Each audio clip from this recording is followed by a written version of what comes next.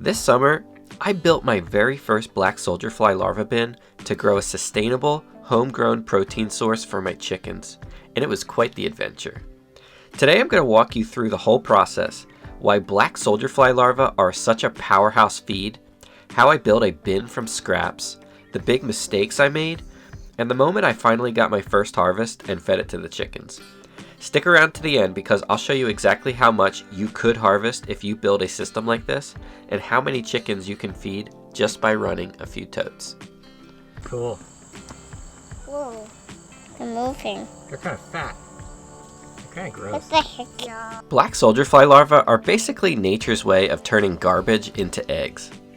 They're about 40% protein and 30% fat, perfect for egg production and growth. Black soldier fly larvae is a great calcium source for chickens.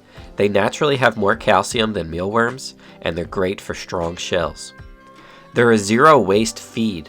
You can turn meat, scraps, spoiled veggies, coffee grounds, even moldy bread into feed. Chickens love them. Seriously, watch this. There you go. Special treats. There you go. Eat them up. When I feed them Black Soldier Fly Larvae from Grubterra, I could shake the bag of treats and have them chase me around the yard if I wanted to, and they would follow. The main idea behind this bin is simple. Black soldier flies lay their eggs on dry cardboard or wood inside the bin, and once these eggs hatch, the larvae fall into the food scraps and soil where they will feed and grow. And when they're ready to pupate, their instinct is to crawl up and out of the bin. That's why I'm building this ramp system, which will guide them right into a collection bucket. Alright, so I got my Black Soldier Fly bin set up back here behind my greenhouse, and I moved it here from where it was because it gets more shade here. And I think what I learned really quickly is I had it in a bad spot that was getting full sun. These soldier flies like to be in the shade. They can handle heat, but you don't want them in full sun. So I have them in a new spot here.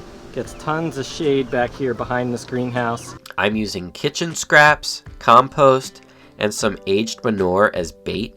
And this time I added some corrugated cardboard for some good egg laying sites. Something I missed last time, but I saw in a bunch of other people's videos and I wanted to replicate. I started this project because I was tired of throwing scraps to the compost pile and wondering if I could get more out of them.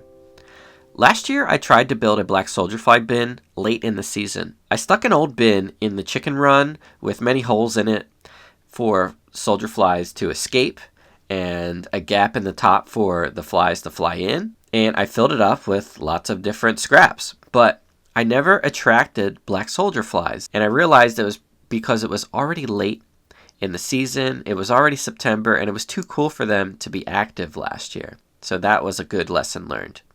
But this year, I started my Black Soldier Fly bin early in June with a fresh new build. I used an old tote, drilled a few holes in it for drainage, and added some PVC pipe for airflow and an exit ramp. This ramp is where the magic happens. The larvae crawl out when they're ready and self-harvest into a bucket. At least, that's what's supposed to happen. Quick side note, if this sounds like too much work, you don't have to build anything to start feeding Black Soldier Fly Larvae to your chickens. I partnered with Grubterra, and if you use my code TinyFarm20, you'll get a discount on Black Soldier Fly Larvae treats from their store. They're a great way to see how much your flock loves these before you start diving into building your own bin. At first, I was only seeing maggots inside the bin, and no actual Black Soldier Flies. I finally got impatient and ordered a container of live larvae to kickstart the colony. But here's the big breakthrough.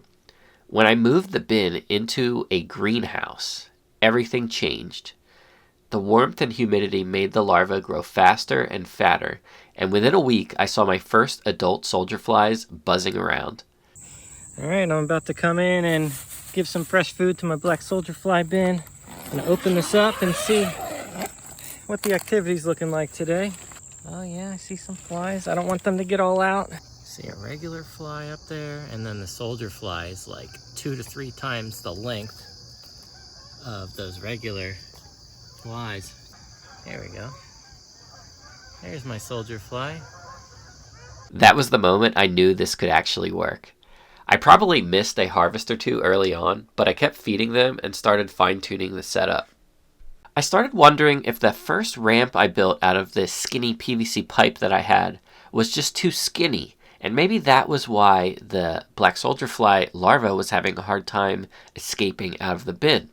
So I built a wider exit ramp out of some scrap wood and had it go out the opposite side of the bin.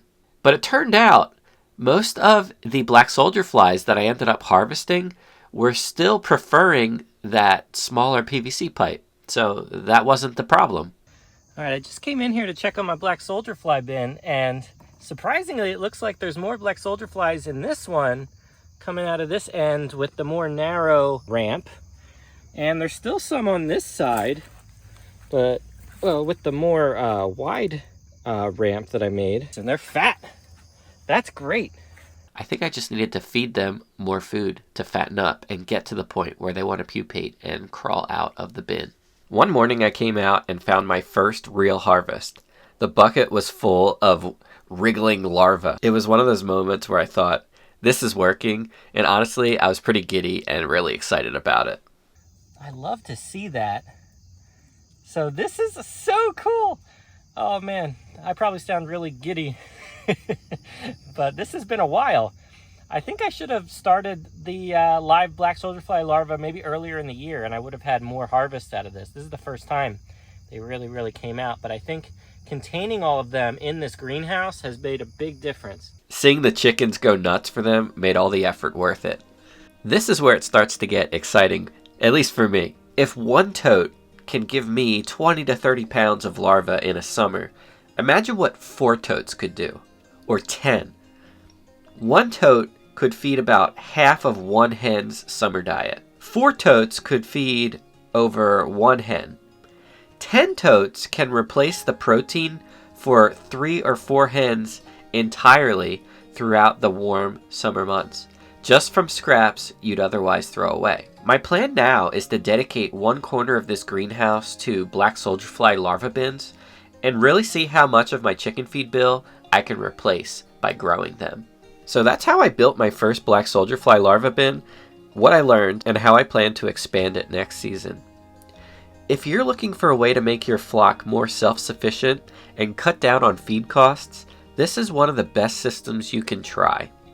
Start with 1 tote, get comfortable with the process, and once you see how much they can produce, you can easily scale up.